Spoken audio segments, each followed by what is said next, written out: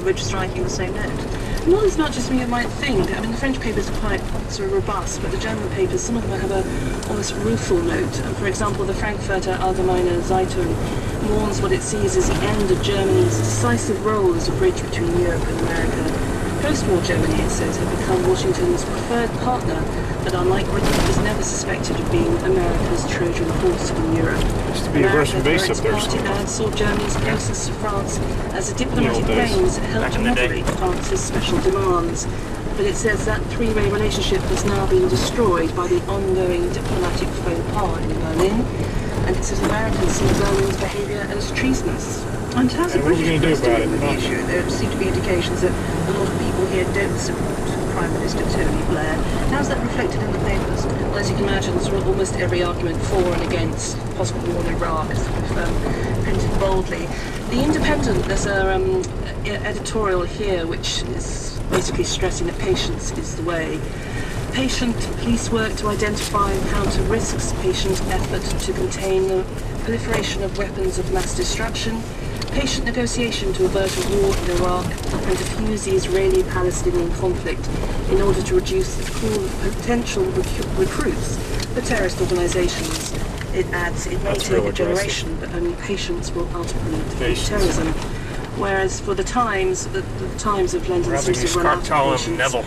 It says the suggestion that UN inspectors should be offered more time is We have an aggressive approach to the global war on terrorism. We're going to be patient. Action it concedes does appear sweeping in implication, but the potential tragedies being preempted are on a breathtaking scale. Rather a striking image there I can see on one of the British tabloids. Tell us about that one. Yes, this is very different. This is at the front page of the tabloid, the Daily Mirror, which is a rather sort of vibrant pink colour. There's a photograph Gotta leave my weapons guys hands-free. Of President George Bush and Tony Blair kissing on the lips. And the headline, which dominates the whole front page, is "Make Love, Not War," a Valentine's Day message to Tony Blair and George Bush. So there's one paper that's mentioning Valentine's Day. They need to hit London next time. You know what? They're not. That's at that very least. They're getting too much support. Some of them are a bit risky, so we won't go there, I don't think. What do you think? Belinda, thank you very much. Quick look at the markets. Yeah. Well, they're up in the maybe Far East, bond. down still in New York. The dollar 120.4. That's where they all trained up. It's Germany, so. Dollar 8.4 US cents. Maybe something there. It's coming up to 1 minute You know, to the 6 smartest thing they could do is not This hit the World's anybody. Day from the BBC. Alright. Because everybody's In supporting them April, by I'll the be lack of hearing effort. from two of the judges just appointed to the controversial International Criminal Court being set up in The Hague. Both were known as effective human rights lawyers in their home countries. Just go down in the Indian I'll be Ocean. asking them how well the court can function without the support of the United States. Also today, we'll be asking who stole the throne of the Fon of Fontem and meeting the man who thinks you can Some good learn to radio love signal, man. and is setting out to Doubted prove me. it. So I all did. that in Outlook with me, Heather Baker. Soviet repeater still operational. This is the BBC World Service We got in that Moscow. big ass antenna out there by our base. Caracas, BBC. St. Petersburg. Athens. A world alive with personality. 24 hours a day. This is the BBC. How brave do I feel going off the road around here? Not very. Limited bravery. It's probably not BBC cleared by World getting Service sheep at 6 o'clock GMT, and this is The World Today with Linda Duffin and Max Pearson, bringing you today's GMT news the same from as around the Zulu? world. Yep.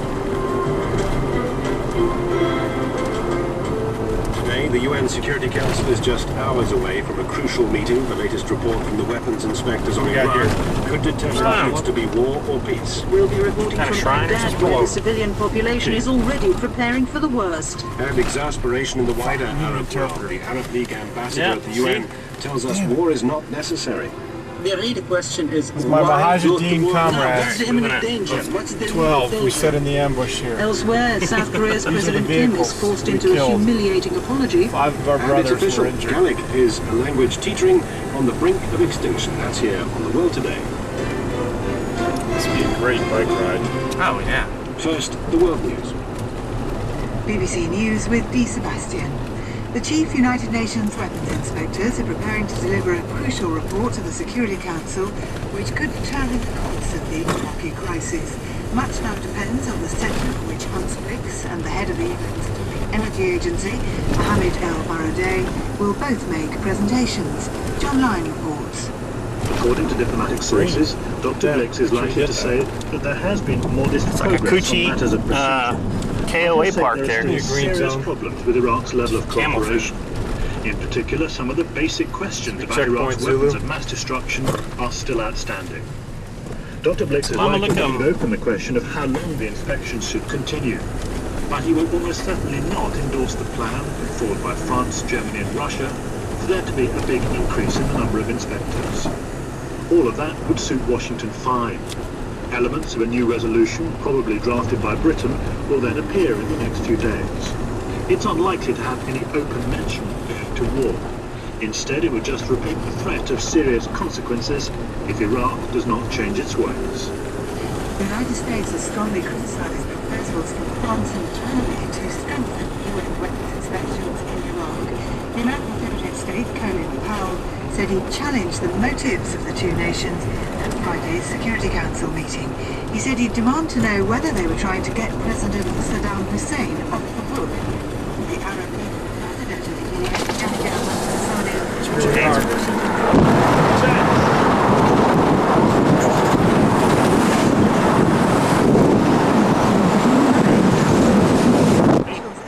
Could have got an escort.